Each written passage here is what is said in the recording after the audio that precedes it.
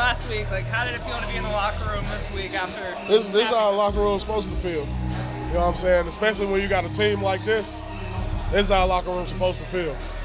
And I think that all about the whole team, the whole front office, the whole staff, everybody knew that we had everything we needed. And obviously it was just a whole bunch of unfortunate situations happening and those losses piling up. But you know, this is how it's supposed to be, and I think that this didn't surprise anybody here.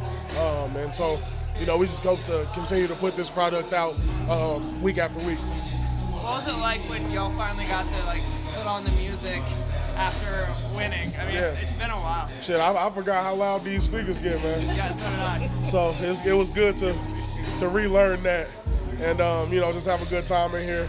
And then and credit to the head coach, man. Darren Rizzi, he's an energy guy. He's loud. He didn't change because he became the head coach or nothing. He stayed the exact same. He's just now got a different title. And, you know, I think that fed us energy. And, you know, that's the product of you know, that coaching and the same players in here. And we just energized. And, you know, we all week we were like, this is a new season. And yeah, we started off our new season 1-0. And obviously, it's a word that's been echoed all since we've been talking to y'all all day. Like, what was the week of prep like for the team? Yeah, it was different. We changed some stuff up. We had some tweaks in the schedule and tweaks in the practice schedule, and you know, it was just. I think he said at the end of the after this win, and when he met us all in this locker room, you know, he said it's easy to not buy in when you get changes like that. It's easy. It's the easy way out to not buy in. But we had 100% buy-in from everybody on the team, all positions, all coaches, all front office staff, and we had 100% buy-in. And you know, win, lose, or draw, I knew that we were going to be different coming into this game. How easy is it to buy in for a guy like that? Y'all rallied around him as soon as the announcement was made as well. Yeah, like I said, he didn't change. He's been that. You know, there's guys who aren't on special teams. I'm not on any special teams. I'm one of Rizzi's closest friends, and I'm not even on the teams that he coached. So that lets you know he does not change who he is for anybody. And I think that when you have that, you know, person being so genuine, and guys can really cling to genuineness, you know what I mean? Like, win, lose, or draw, if you're the same, I'm going to respect that. And Rizzi has been that from when I first got here last year until this win, as his first win as a head coach. And I respect that. When did you get this shirt made? This from last year. Yeah. It was just came to fruition that you know, it just happened to be the situation. But this came around Christmas time last year.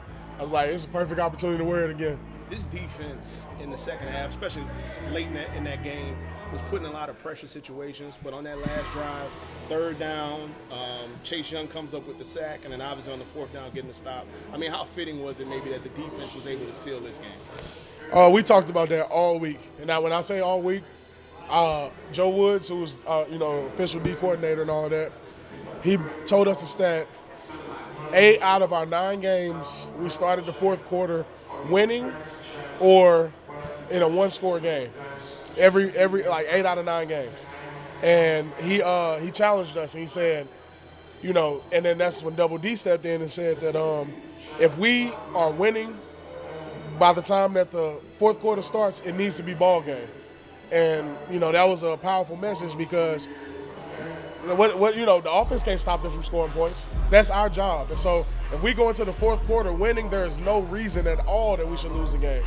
And so that was a message that was echoed this week. And, you know, I think we just kind of took that to heart. And, you know, we obviously wanted to play good throughout the first 3 quarters, but that fourth quarter we took it seriously. And we knew that that's where we need to make changes. Because we've had plenty of games where we had three-quarter shutouts, 3 points. You know, they only get 3 points and field goals. We've had plenty of those games. And then guess what? Fourth quarter, they scored 2 touchdowns, touchdown to field goal, something like that.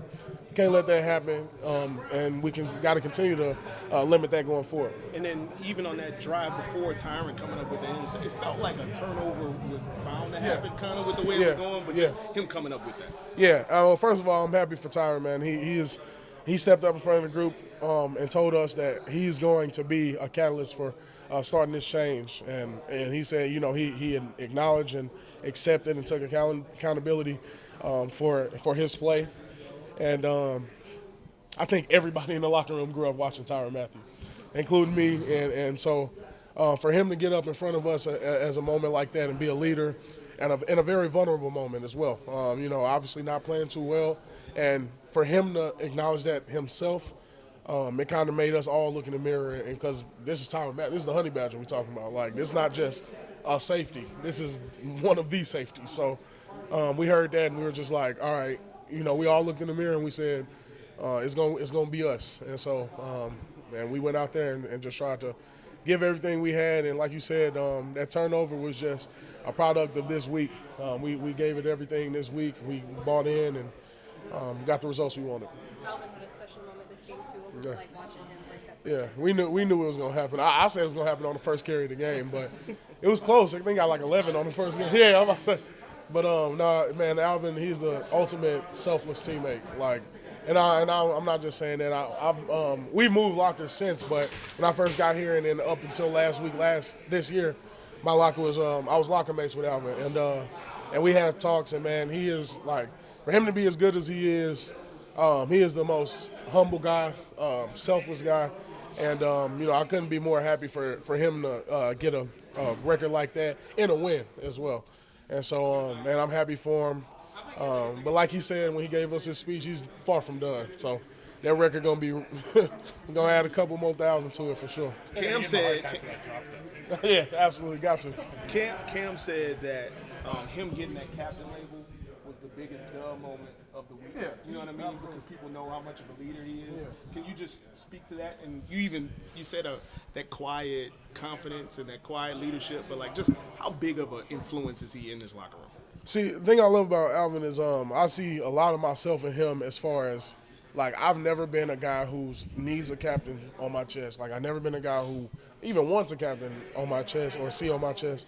Never been a rah-rah guy, like, yelling at everybody. I've always been, I'm going to go out there and play my best, and then guys are going to watch and follow. Alvin is that to a T. He's not going to yell at you. He's not going to tell you you need to be better. If you need to be better, you know you need to be better. And you just watch him and watch how he works throughout the week. And he doesn't say much, but he knows exactly what he's doing. He can help the young guys. He knows exactly what everybody around him is doing, the receivers, the line. And so that is the most effective leadership to me, is leading by example. And Alvin has mastered that.